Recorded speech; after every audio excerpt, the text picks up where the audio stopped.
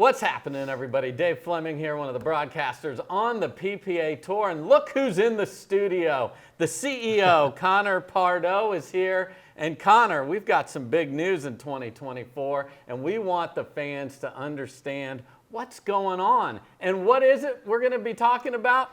The Progressive Pro Draw. What does that mean? Who does it benefit? And how can you track all of the action in 2024? So let's just jump right in. What in the world does a Progressive Pro Draw mean, Connor? Those of you that were able to watch Nationals and people that were able to see Nationals, they saw the debut of the Progression Draw.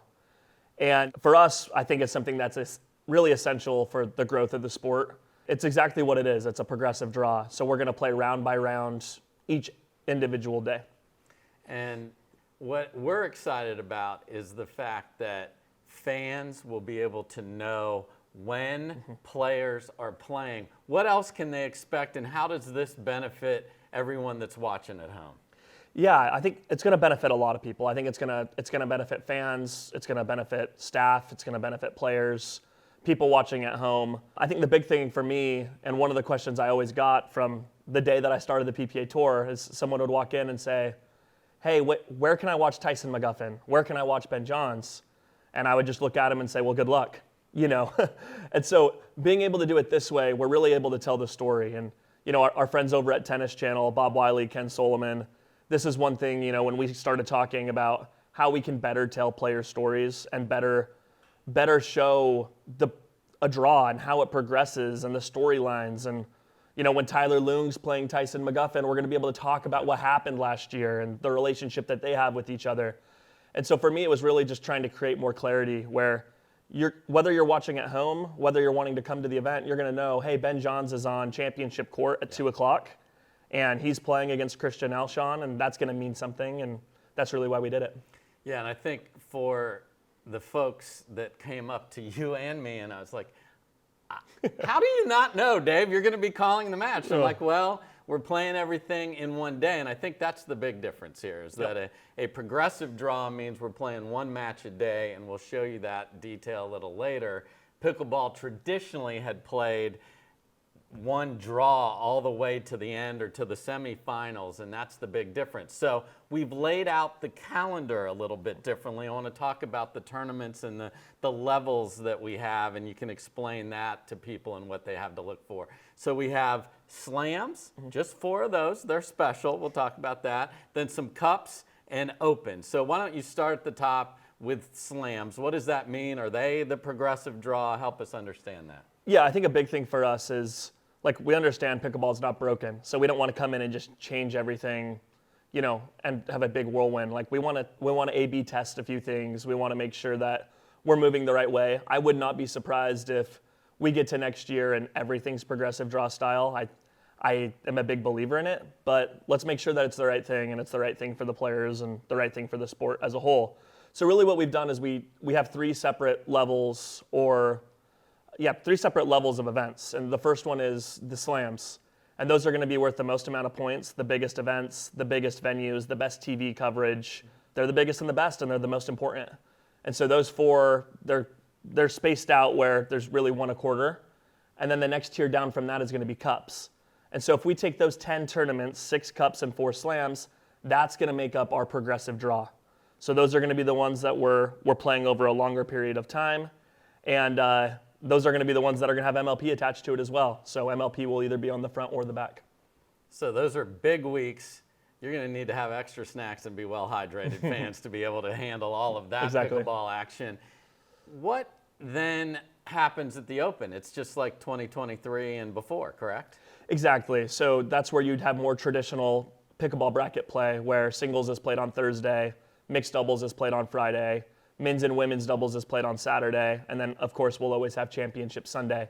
So those events are going to be more traditional style. On the PPA Tour, we'll have 25 events next year, so 4 of the slams, 6 of the cups, and then the rest will be made up of the opens. As people are wanting to watch their favorite players are going to prioritize those slams and cups. That's where you're going to see the best of the best. The opens, that's going to be, you know, really player preference. Who's going to go play Red Rock? Who's going to go play North Carolina? Who's going to go play some of these other tournaments that, you know, you're not necessarily going to know who's going to be there that week, but we know there's going to be a lot of talent. There's so much talent on this tour, and I know there are players hiding. They're playing at their clubs, and we haven't even seen them yet, so they're going to be showing up here. So we're going to take you into the great detail of this. But first, I'm going to thank Connor for being here. Well, so thanks Connor, for having me. Appreciate it. Thanks so much for being here. Everything is progressing so well here on the PPA Tour. We're going to take a quick time out, and we'll be right back. Let's get into the nitty-gritty of these draws right after this.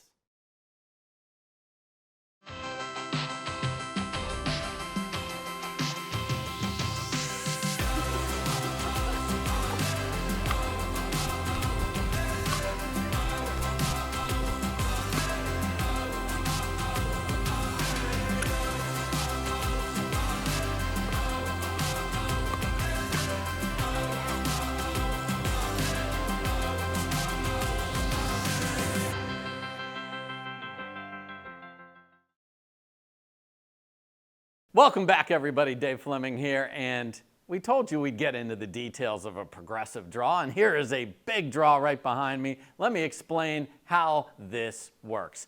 On my right, you see we have the qualifiers playing on Tuesday, and those that get into the main draw are represented in those red numbers there. All those folks fighting their way in like Colin Schick did last year in singles.